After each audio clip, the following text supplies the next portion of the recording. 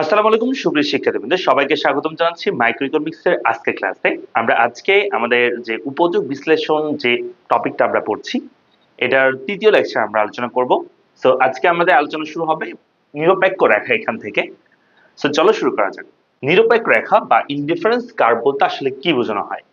আচ্ছা, এটা সম্পর্কে যদি আমরা বিস্তারিত এর পরবর্তী আমরা আরেকটা চ্যাপ্টার পড়বো, সেটার নাম হচ্ছে নিরপেক্ষ রেখা।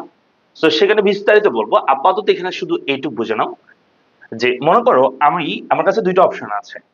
একটা হচ্ছে আমার এক্স দ্রব্য ক্রয়ের অপশন আছে, একটা হচ্ছে আমার ওয়াই দ্রব্য ক্রয়ের অপশন আছে। হ্যাঁ, দুইটা দ্রব্য ক্রয়ের অপশন আছে বা ভোগের অপশন আছে। তো আমি যদি এই এই রেখাটার মধ্যে এ বিন্দুতে, মনে করো এই বিন্দু এখানে যদি মানে ভোগ করতে চাই, তাহলে ওয়াই দ্রব্য উৎপাদন হবে মনে করো এতটুক, আর এক্স দ্রব্য হচ্ছে এতটুকু আমরা উৎপাদন করবো। উৎপাদন বলছে আমি ভোগ করব। হ্যাঁ, তাহলে দেখো আমার উৎপাদন করলে আমি এক্স দ্রব্য এতটুক, ওয়াই দ্রব্য এতটুকু ভোগ করতে পারবো। আবার আমি যদি বি বিন্দুতে আমি যদি কি করি, আমি যদি ভোগ করি, তাহলে সেক্ষেত্রে আমার এক্স দ্রব্য উৎপাদনটা আরো বাড়বে, ওয়াই দ্রব্য উৎপাদনটা আরেকটু কমে যাবে।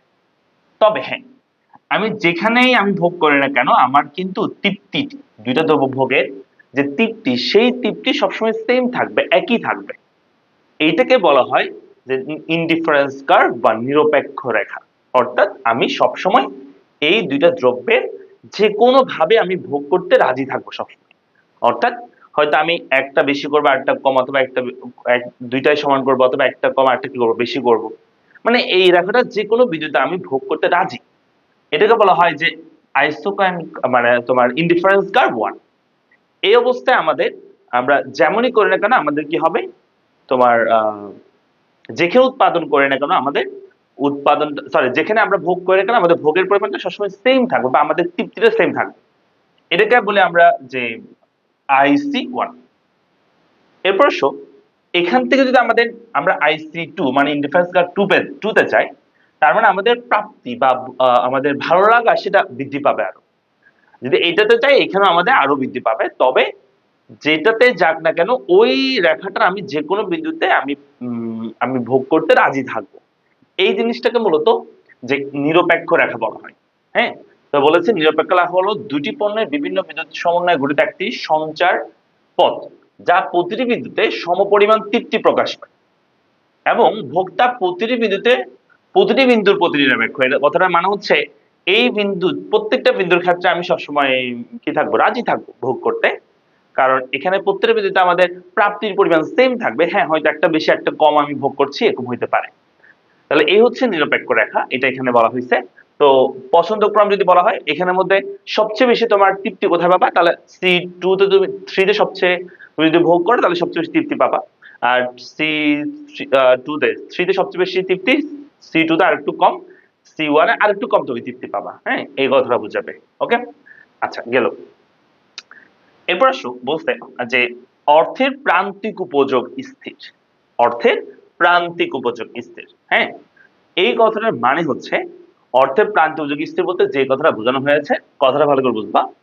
বলতে কোন দ্রব্যের প্রান্তিক উপযোগকে, সাপোজ আমি বললাম যে তুমি কয়টা দ্রব্য ভোগ করছো, সো ওই দ্রব্যের মনে করে আমি একটা ভোগ করছি। আচ্ছা, এখানে কিউ ভোগের পরিমাণ, উপরে টিইউ টু আওয়ার পর্যন্ত, এখানে এম ইউ দি মার্জিনাল ইউজুয়ালি দিই। ওকে, একটা ভোগ করছো, মোট উপযোগ 10, প্রান্তিক উপযোগ মনে করো 10, আর দুইটা ভোগ করলে মোট যোগ মনে করো 18, প্রান্তিক উপযোগ হচ্ছে 8। এটা তো আমরা ক্রমহ্রাসমান প্রান্তিক উপযোগ বিধির মধ্যে আমরা দেখছি গত ক্লাসে, তাই না?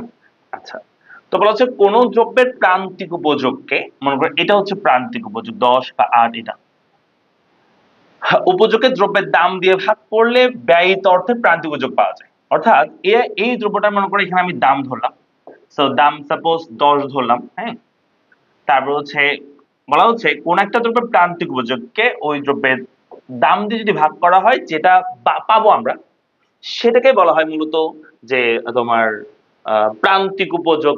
সরি, হ্যাঁ, কোন দ্রব্যের প্রান্তিক উপযোগকে দ্রব্যের দাম দিয়ে ভাগ করলে ব্যয়িত অর্থে প্রান্তিক উপযোগ পাওয়া যায়। মানে আমি যে ব্যয়টা করতেছি দ্রব্য অর্থ, সেটা প্রান্তিক উপযোগ পাওয়া যাবে। তাহলে এই 10 কে 10 দিয়ে ভাগ করলে 1, তার মানে আমরা বলতে পারি ওই দ্রব্যটা আমাদের মানে ওই টাকাটার, ওই যে 10 টাকার 10 টাকার আমাদের কি যে উপযোগ, হ্যাঁ, উপযোগ হচ্ছে 1, এটা বলতে পারি। মানে ওই ব্যয়িত অর্থের প্রান্তিক উপযোগ হবে উপযোগ পাওয়া যাবে, 1 পাওয়া যাবে। আর যদি 8 মনে করো দাম তখন 8, তাহলে 8 কে তুমি যদি 8 দিয়ে ভাগ করে দাও, মানে ওই দ্রব্যের প্রান্তিক উপযোগ 8, দামও মনে করো 8 হইছে। তাহলে ওই 8 কে 8 দিয়ে ভাগ করে দিলে মনে করো 1, ওটাকে আমরা কি বলতে পারি, যে ওই টাকাটার প্রান্তিক উপযোগ আমরা বলতে পারি। ঠিক আছে?